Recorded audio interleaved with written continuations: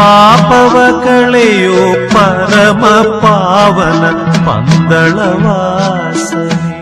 ತಾಯಿಯ ಮನೆಯಿಂದ ಮಗನಿಗಾಗಿ ತಂಗಹಂಕಿ ಸಾಗುತ್ತಿದೆ ಶಬರಿಮಲೆಯತ್ತ. ಏನಪ್ಪ ತಾಯಿಯ ಮನೆಯಿಂದ ಮಗನ ಮನೆಯತ್ತ ಅಂದರೆ, ಪಾರ್ಥಸಾರಥಿ ಅಂದರೆ ನಮ್ಮ ಆ ಒಂದು ವಿಷ್ಣುವಿನ ಪ್ರತಿರೂಪವಾದ ಆ ಕೃಷ್ಣ ಅಂದರೆ ನಮ್ಮ ಸ್ವಾಮಿ ಅಯ್ಯಪ್ಪನ ತಾಯಿಯಾದ ಆ ತಾಯಿಯ ಮನೆಯಿಂದ ಅಂದರೆ ಆರನ್ಮುಲ ಪಾರ್ಥಸಾರಥಿ ದೇವಾಲಯದಿಂದ 450 ಸವರನ್ ತೂಕದ ತಂಗಹಂಕಿ ಶಬರಿಮಲೆಯತ್ತ ಸಾಗುತ್ತಿದೆ. ಇದು ಆ ಒಂದು ಮಂಡಲ ಕಾಲದ ವಿಶೇಷತೆಗಾಗಿ ಆ ಭಗವಂತನಿಗೆ ಆ ಒಂದು ಆಭರಣವನ್ನು ತೊಡಿಸಿ ನಾವು ಕಣ್ತುಂಬಿಕೊಂಡು ಆ ಭಗವಂತನಿಗೆ ನಮಿಸುವಂತಹ ಮಹೋನ್ನತವಾದ ಕ್ಷಣ. ಇಂದು ಡಿಸೆಂಬರ್ 22 ಭಾನುವಾರ, 22ರ ಭಾನುವಾರ ಆರನ್ಮುಲ ಪಾರ್ಥಸಾರಥಿಯ ದೇವಾಲಯದಿಂದ ಈ ತಂಗಹಂಕಿ ಶಬರಿಮಲೆಯತ್ತ ಆ ಒಂದು ಉತ್ಸವದಲ್ಲಿ ಸಾಗುತ್ತಿದೆ. ಈ ಒಂದು ತಂಗಹಂಕಿ 1973ರಲ್ಲಿ ಟ್ರಾವಂಕೂರ್ ಕೊನೆಯ ಅರಸನಾದ ಚಿತ್ತಿರ ತಿರುನಾಳ್ ಬಲರಾಮವರ್ಮ ಆ ಸ್ವಾಮಿಗಳು 450 ಸವರನ್ ತೂಕದ ಅಂದರೆ ಸರಿಸುಮಾರು 3 kg 600 ಗ್ರಾಂ ಚಿನ್ನದ ಅಂಗಿ ಅಂದರೆ ಆ ಆಭರಣಗಳನ್ನು ಆ ಭಗವಂತನಿಗೆ ಅರ್ಪಿಸಿದಂತಹ ಮಹೋನ್ನತವಾದ ಕ್ಷಣ.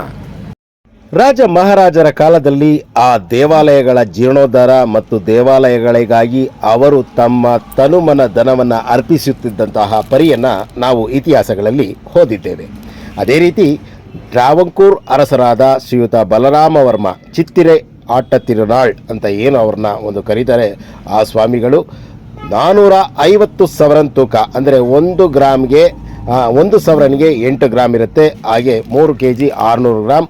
ಇಂದಿನ ಆ ಒಂದು ಸರಿಸುಮಾರು ವೆಚ್ಚ ಅಂದರೆ 2.5 ಕೋಟಿ ಮೇಲೆ ಆಗುತ್ತಂತಹ ಆ ಒಂದು ಚಿನ್ನದ ಆಭರಣವನ್ನು ಆ ಸ್ವಾಮಿ ಅಯ್ಯಪ್ಪನಿಗೆ ಅರ್ಪಿಸಿದಂತಹ ಆ ಬಲರಾಮವರ್ಮರಿಗೆ ನಮಿಸುತ್ತಾ ಇಂದು ಆರನ್ಮುಲ ಪಾರ್ಥಸಾರಥಿ ದೇವಾಲಯದಿಂದ ಹೊರಟುತ್ತಿರುವಂತಹ ಈ ಒಂದು ಭವ್ಯವಾದ ಆ ಭಗವಂತನ ದಿವ್ಯವಾದ ಕಾಕಿ ಪಡೆಯ ಸರ್ಪ ಕಾವಲಿನೊಂದಿಗೆ ತೆರಳುತ್ತಿರುವಂತಹ ಆ ತಂಗಹಂಗಿ ಡಿಸೆಂಬರ್ 25ರಂದು ಶಬರಿಮಲೆ ಸನ್ನಿಧಾನವನ್ನು ಸೇರಲಿದೆ.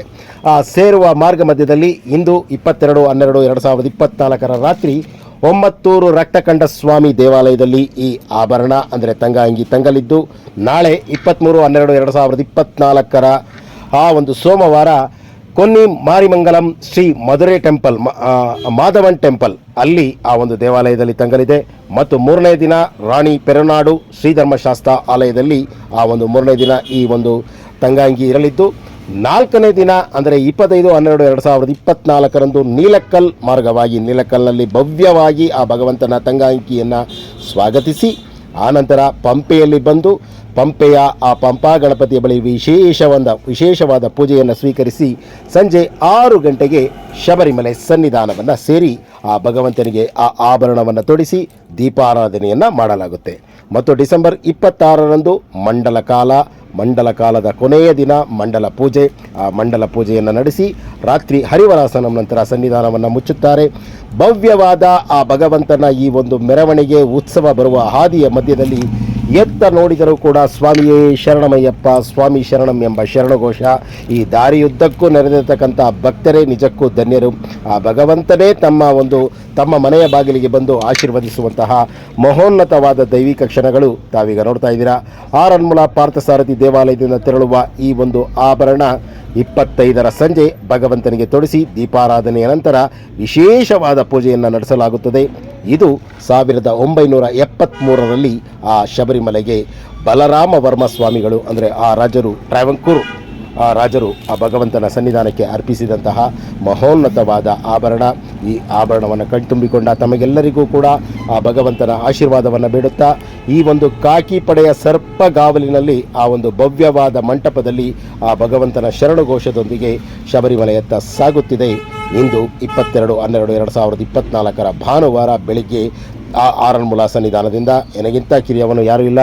TS ಕಣ್ಣನ್, ರಾಮನಗರ. ಸ್ವಾಮಿಯೇ ಶರಣಮಯ್ಯಪ್ಪ. ಶಬರಿಮಲೆ ಯಾತ್ರೆಯನ್ನು ಮಾಡುವ ಭಕ್ತಾದಿಗಳು 1 ಮಂಡಲ ಕಾಲ ವ್ರತವಿದ್ದು ಶಬರಿಮಲೆ ಯಾತ್ರೆಯನ್ನು ಮಾಡಿ ಪ್ಲಾಸ್ಟಿಕ್ ಮುಕ್ತ ವಿಶ್ವಕ್ಕೆ ತಮ್ಮ ಗಮನ ಇರಲಿ. ಸ್ವಾಮಿ ಶರಣಂ. ಸ್ವಾಮಿಯೇ ಶರಣಮಯ್ಯಪ್ಪ.